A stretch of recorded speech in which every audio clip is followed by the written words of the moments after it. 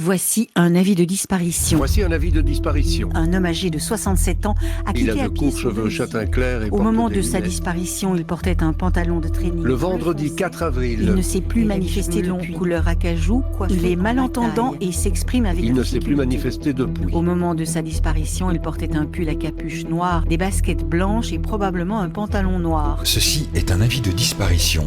Chaque année, 1200 disparitions inquiétantes sont signalées en Belgique.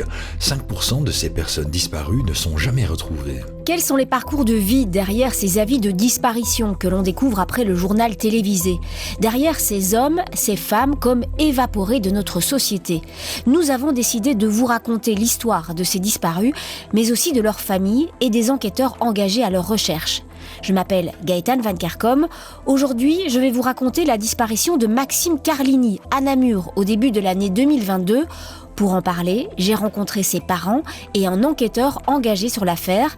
J'aurai aussi à mes côtés pour nous éclairer le commissaire David Rimaud de la cellule des personnes disparues de la police fédérale, créée il y a 30 ans après la disparition de Julie, de Mélissa, d'Anne et d'Effieux. Voici un avis de disparition. Depuis le 6 mai 2022, Maxime Carlini, un jeune homme âgé de 22 ans et domicilié à Namur, ne s'est plus manifesté.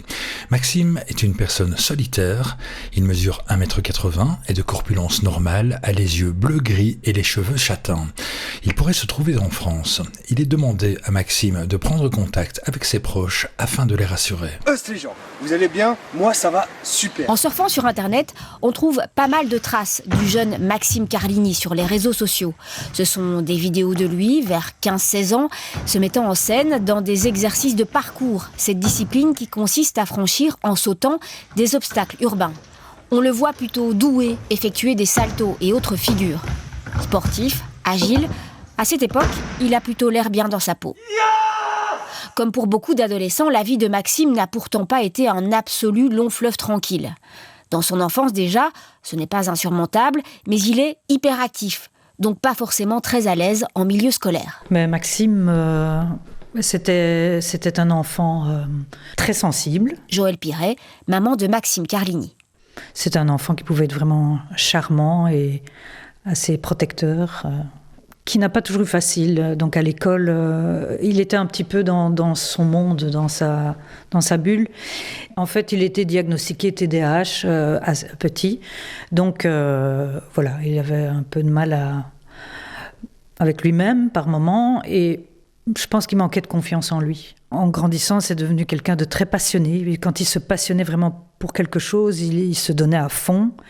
Et là, il pouvait faire de très, très belles choses. Vers l'âge de 14 ans, et il s'est passionné pour le parcours, en fait. Et donc là, pendant quelques années, il a fait ça de manière assez intensive et il avait bien progressé. Chez lui, c'était vraiment très marqué, ce besoin de liberté, d'être libre de son corps, de sentir qu'il avait le pouvoir de faire ce qu'il voulait avec son corps, en fait. Parce que c'est un peu ça, le parcours aussi. C'est les défis aussi, il aimait bien. Donc. Enfant affectueux et protecteur à la maison, faisant le bonheur de ses parents. Et puis l'adolescence arrive, les aléas de la vie aussi. Les parents se séparent et les foyers deviennent parfois trop étroits pour l'espace que peut prendre un adolescent en pleine construction. Quand la maman craque, c'est le papa qui prend le relais et accueille Maxime. Mais les tensions sont trop fortes et celui qui est devenu un jeune adulte quitte ses parents pour prendre son indépendance. Il s'installe alors chez un ami qui l'héberge à Namur et avec lui, il partage une passion pour les arts martiaux. Son ami est d'ailleurs son professeur de ninjutsu. Mais en juin 2021, un désaccord sérieux sépare les deux amis.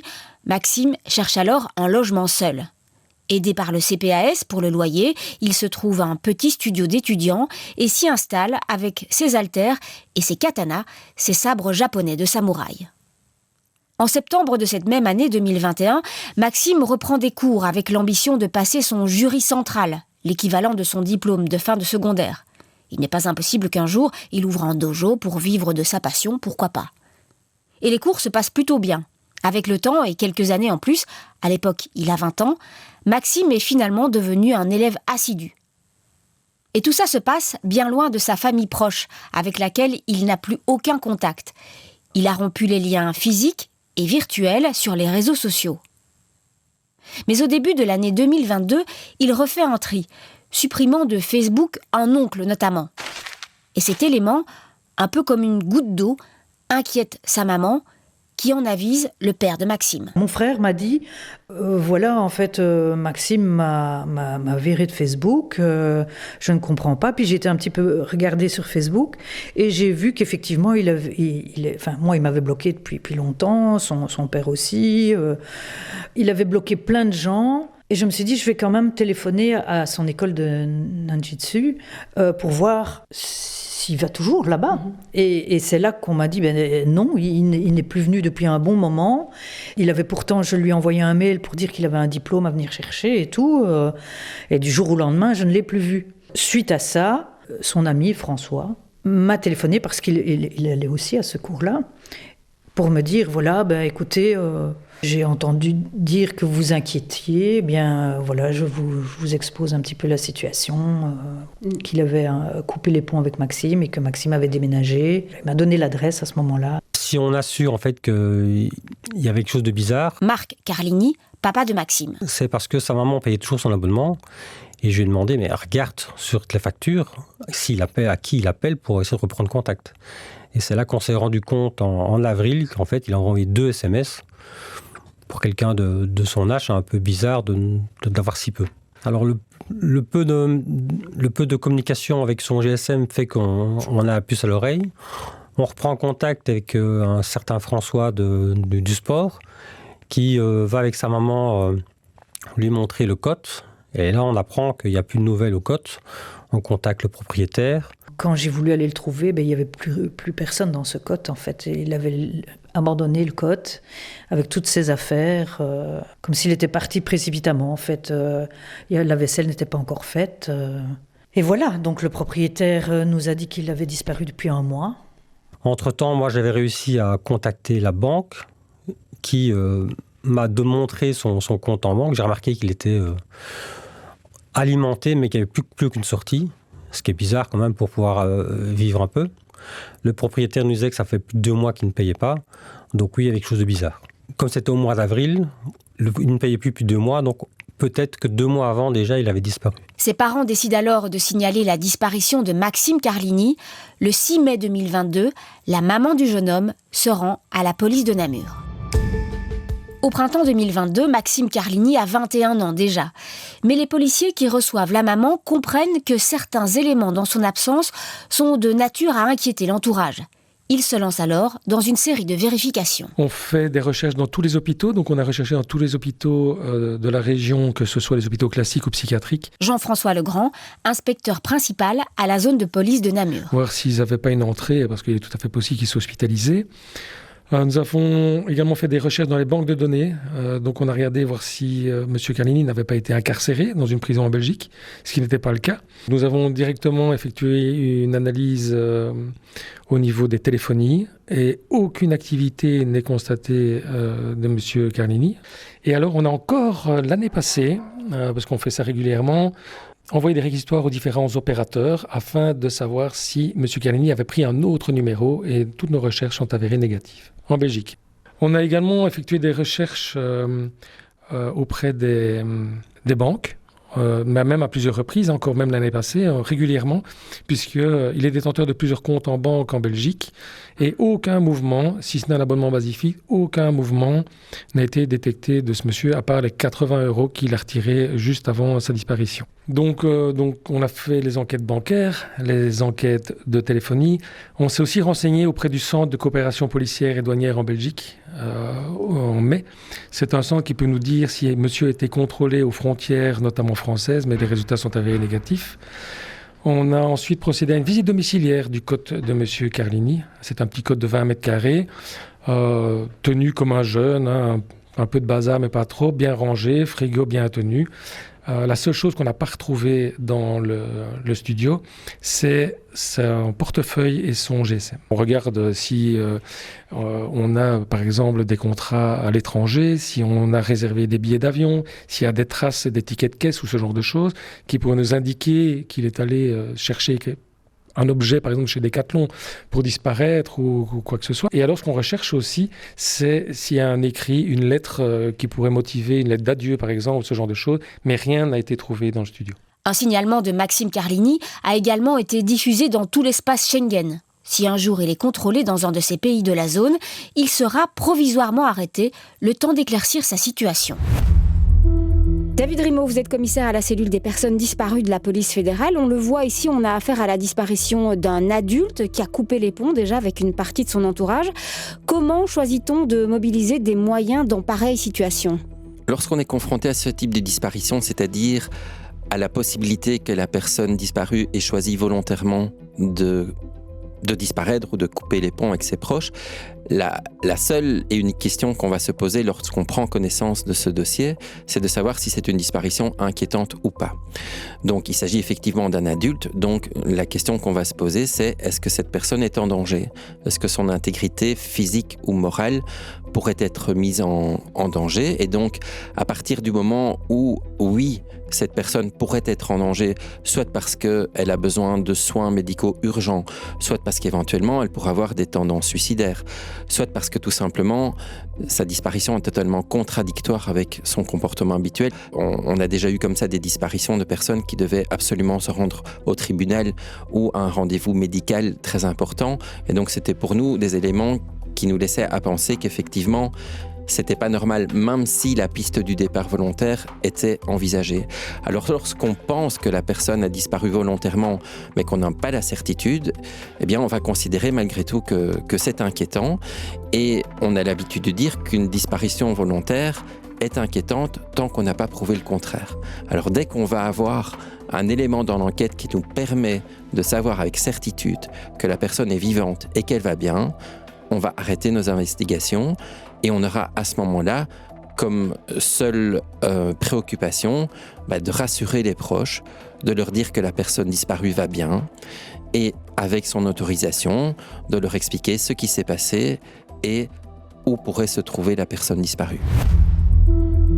Parallèlement aux investigations policières, les parents tentent de leur côté de retracer le programme des dernières semaines de leur fils pour connaître son état d'esprit et tenter de trouver qui aurait pu le voir en dernier. Et donc, on a fait plein de démarches. Joëlle Piret, maman de Maxime Carlini. On a été distribuer des tracts dans Namur parce qu'on pensait qu'il était encore sur Namur à ce moment-là.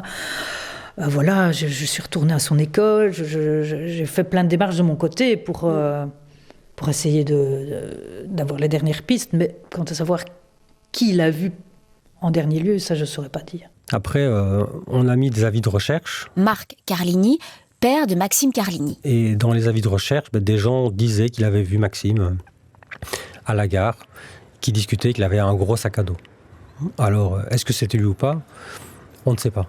Moi, quand quelqu'un me contactait pour me dire « on a vu Maxime », je demandais « envoyez-moi une photo pour être sûr ». Parce qu'on a préfouillé beaucoup sur Namur, puisqu'on disait l'avoir vu sur Namur. Et on a fait toutes les rues, on disait oui, on a vu Maxime, il est là-bas sous un pont. Et donc on est revenu avec de la famille et on a essayé de retrouver cette personne sur le pont. Pour finir, il y a un restaurant pas loin du pont et ils nous ont dit mais il est là maintenant. On a été voir et en fait c'était pas Maxime, c'était une fausse piste. On est resté quand même trop longtemps sur Namur. On a fréquenté des endroits pas très catholiques et personne ne le connaît. On avait des petites affiches et on disait bien aux gens de ne pas les mettre en grand parce que comme Maxime aurait peut-être peur, s'il les affichait en grand, il partirait d'office. Donc ils avaient l'affiche dans la caisse et s'ils le voyaient, ils avaient la photo pour le comparer et ils nous préviendraient directement. Alors là, on n'a pas eu de retour pour la partie affiche, personne ne nous a recontactés. Par contre, on a eu, en souhaitant un anniversaire, on a eu quelqu'un qui, du côté de Breda, enfin à Breda en fait, qui nous dit, il y avait quelqu'un qui s'appelait Maxime, qui mendiait, et elle a été voir pour essayer de retrouver son passé, parce qu'elle avait accueilli chez lui pour le relaver, et ainsi de suite. Et elle est tombée sur Facebook, ma partie, et elle m'a contacté. Et le lendemain, on est parti sur Breda et on a fouillé parce que la photo qu'elle m'avait envoyée ressemblait quand même pas trop mal à Maxime, un pieu vieilli et pas trop bien apprêté. Et donc on a attendu longtemps dans les différents magasins où on l'avait vu. On a de nouveau déposé des affiches. Et pour finir, on a croisé cette personne. Et alors là, elle a montré d'autres photos et un doute s'est mis dans nos têtes où la première ressemble à Maxime, mais pas les autres. C'était une fausse piste en fait. De fausses pistes en fausses pistes du côté des SDF. Les parents s'obligent en fait à tout vérifier.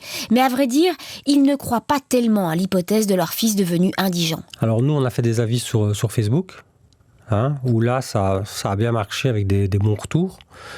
On a eu des copines de classe qui nous ont recontactés pour nous dire un peu ce qu'ils savaient de Maxime. Il aurait, soi-disant, d'après la personne, voulu faire un break de tout le monde et qu'il a dit à ses copines qu'il reprendrait contact par la suite quand il reviendrait. Ils n'avaient aucune piste. La seule chose qu'il voulait, il voulait vraiment couper les ponts avec tout le monde, puisque c'était des bonnes copines de classe. Et donc, oui, c'était un gros break. C'est possible qu'il ait voulu couper les ponts avec le passé et tous les problèmes qu'il a eu dans le passé pour se refaire une nouvelle vie et peut-être refaire surface par la suite, oui. Et reprendre contact avec les gens qu'il avait vraiment envie de prendre contact. C'est la piste la plus séduisante, la plus probable. Le départ volontaire, le break. Ça fait écho dans l'esprit des parents, car depuis longtemps, leur fils semble tourmenté. Il n'a en fait pas digéré une histoire de sa jeune adolescence, où, cité dans une sordide affaire avec des jeunes de son âge, il a fait un court séjour préventif en IPPJ, avant d'être disculpé. Ça l'a beaucoup marqué, il en a d'ailleurs gardé une peur bleue de la police. Ce projet de faire table rase de tout, et notamment de ce mauvais souvenir, ça parle aux parents. Mais ça pose aussi 1000 questions, à commencer par où et comment peut-on vivre sous les radars pendant autant de temps ?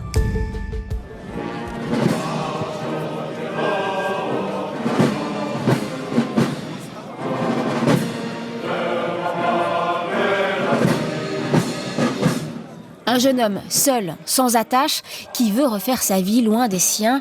Dans l'imaginaire collectif, on pense évidemment à la Légion étrangère. Cette unité spéciale de l'armée française, réputée pour être ouverte à ceux qui souhaitent tourner une page sur leur vie d'avant. C'est un mythe, la Légion étrangère et ses képis blancs, qu'on évoque inévitablement dans bon nombre de cas de disparition. Et ici, c'est totalement plausible, car Maxime y avait fait allusion. Il aurait dit à certains de ses camarades de classe qu'il voulait recommencer une nouvelle vie. Joëlle Piret, maman de Maxime Carlini. Et il aurait parlé de Légion étrangère à l'époque, qu'il n'était pas impossible qu'il fasse ça. À mon commandement, garde ! Et il parlait aussi d'aller faire des vendanges en France, enfin voilà, mais en tout cas il voulait partir. Maintenant, pourquoi est-ce que le départ a été précipité de cette manière-là, je ne sais pas. Mais le départ était programmé, oui. Maintenant, est-ce qu'il est à la Légion étrangère ? Je n'en sais rien. Je pense que c'est quelqu'un qui aimait trop sa liberté que pour peut-être rentrer là-dedans. Mais tout est possible, en fait. Je ne sais pas. On a cette information de sa maman, mais il l'a signalé aussi avec son ami chez qui il a vécu pendant un moment. Jean-François Legrand, inspecteur principal à la zone de police de Namur. Comme quoi il souhaitait partir à la Légion étrangère. Il a signalé à plusieurs amis à l'école, en tout cas, qu'il avait un projet en France, sans donner plus de signes. Alors on a tenté de prendre contact avec la Légion étrangère, mais encore une fois, la Légion étrangère, c'est très très compliqué. Quand on décide d'y rentrer, si mes informations sont bonnes, on pourrait choisir une autre identité et même prendre la nationalité française. Si tel est le cas, n'ayant pas, en tout cas, en banque de données, les empreintes de M. Carlini Maxime, il serait pratiquement impossible de le retrouver. Et si ça ne correspond pas de prime abord aux souvenirs que les parents ont de leur fils, le papa ne ferme pas la porte à cette idée de Légion étrangère. Ce projet pourrait même répondre à certains besoins de Maxime. Oui, il y a un côté famille à la Légion étrangère qu'on voit. J'ai vu des vidéos qu'on voit bien. Où, oui, c'est attirant. Pour un jeune qui n'a rien, qui a envie de refaire sa vie, c'est très attrayant, oui. Ça, c'est fort possible. Comme il a mis le sport aussi et les arts martiaux, peut-être qu'on a pu l'attirer avec ça. Il faisait aussi du parcours, donc il est assez dynamique. Donc, c'est un profil intéressant sûrement pour ce genre d'endroit, ouais. Après, j'ai des contacts via Facebook où je vois les vidéos, mais je n'ai pas encore essayé de prendre contact avec eux parce que je sais que c'est très fermé et à mon avis, il n'y aura aucun retour. David Rimeau, vous êtes commissaire à la cellule des personnes disparues de la police fédérale. Des personnes disparues qu'on imagine à la Légion étrangère ou parties dans une secte, ça arrive. On entend ici que c'est compliqué d'avoir un retour. Comment fait-on en fait pour fermer ces portes-là, pour explorer ces pistes-là ? C'est très compliqué en fait de pouvoir infiltrer, intégrer, avoir des informations au sein des sectes en général, même celles qui ont pignon sur rue, parce que je pense que ils n'ont pas forcément beaucoup d'intérêt à collaborer avec les services de police à partir du moment où eux-mêmes ont un mode de fonctionnement qui n'est pas toujours réglementaire par rapport à nos lois. L'aspect Légion étrangère est aussi très spécifique. Il faut savoir qu'on a au sein de la police fédérale un service spécialisé qui gère les affaires militaires. Donc pour eux, les forces armées étrangères et donc la Légion étrangère font partie des services avec lesquels ils ont des contacts réguliers. Et bien même eux, et notamment dans le dossier de Maxime, ont tenté d'avoir des informations quant à la présence ou pas d'une personne disparue, en l'occurrence ici de Maxime, au sein de la Légion. Et malheureusement, les recherches sont restées infructueuses. Et le retour que moi j'ai eu de mes collègues spécialisés dans ces affaires militaires, c'était que la Légion étrangère restait libre de répondre ou pas à nos demandes. Et parfois, il est arrivé déjà qu'ils fournissent des informations concernant certains de leurs légionnaires, et parfois ils ne le font pas. Et malheureusement ici, en l'occurrence, ils ne l'ont pas fait.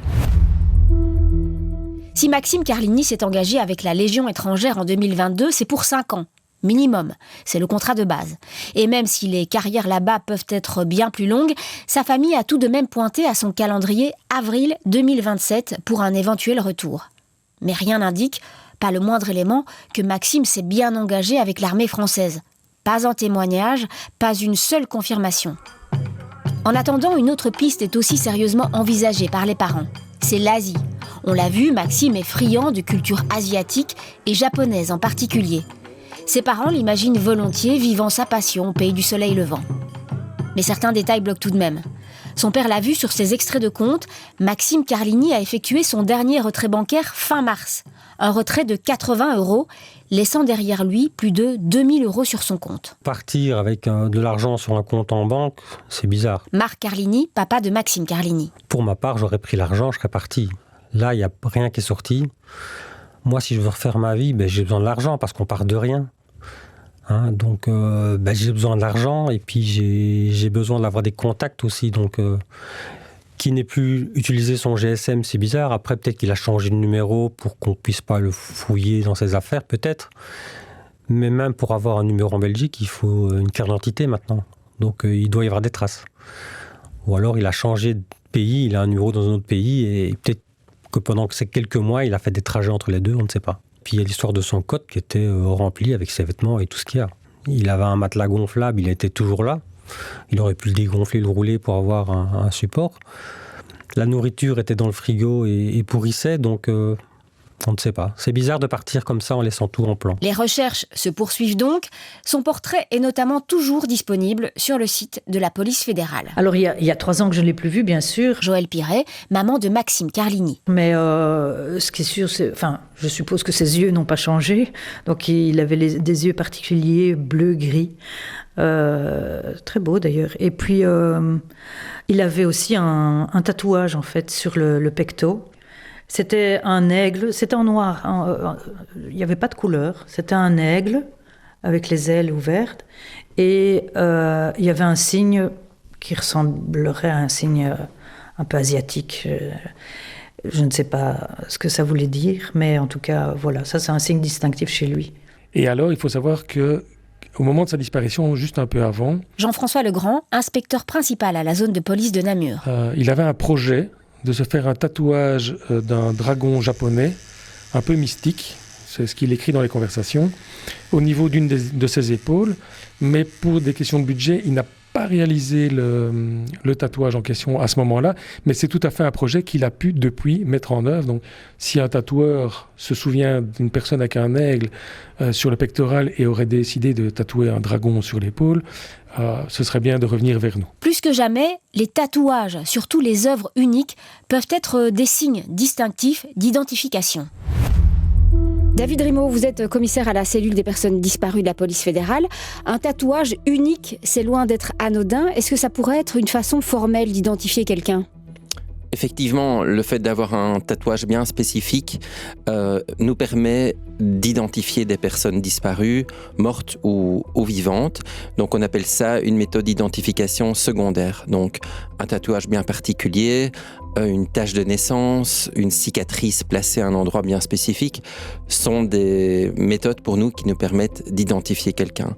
Alors on a aussi ce qu'on appelle les méthodes d'identification primaires, que sont l'ADN, les empreintes digitales et les dents de la personne qui, elles, sont uniques. Et donc, dans notre métier, on est amené soit à reconnaître quelqu'un vivant et pouvoir dire avec certitude qu'il s'agit bien de la personne disparue que l'on cherche sur base d'une photo ou d'une vidéo, mais on peut aussi être amené à devoir identifier quelqu'un de décédé et qui est porté disparu, et donc par ces moyens d'identification de résoudre des disparitions. De leur côté, les parents de Maxime Carlini attendent et espèrent désormais, sans être trop gourmands.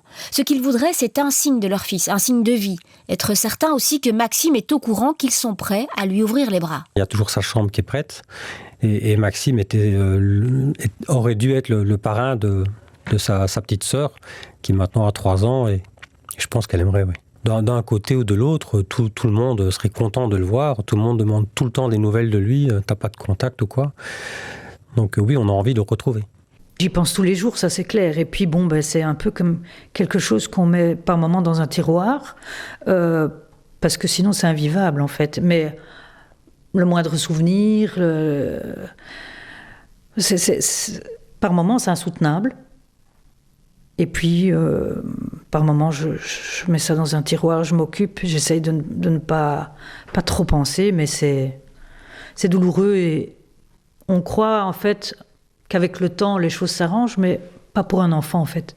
Plus le temps passe, plus c'est dur. Ce que j'attends, c'est de savoir s'il va bien, avant tout. De savoir s'il va bien, s'il est en vie déjà, parce que, je ne sais pas s'il lui est pas arrivé quelque chose entre-temps. Simplement ça, qui nous envoie un signe pour dire « je vais bien ». Et moi, j'ai envie de lui dire « t'as plus rien à craindre, en fait, on t'aime toujours ». Et j'ai envie de dire « reviens en paix », mais c'est peut-être beaucoup demandé. En tout cas, j'espère qu'il est heureux. Un signe de vie. Oui, même quelqu'un qu'il connaît nous dise oui, Maxime est là. Juste, voilà Maxime, il va bien. Ne vous inquiétez pas. Et c'est tout. S'il est loin, qu'on puisse le voir de temps en temps, ou qu'il vienne faire un petit coucou, voir sa sœur.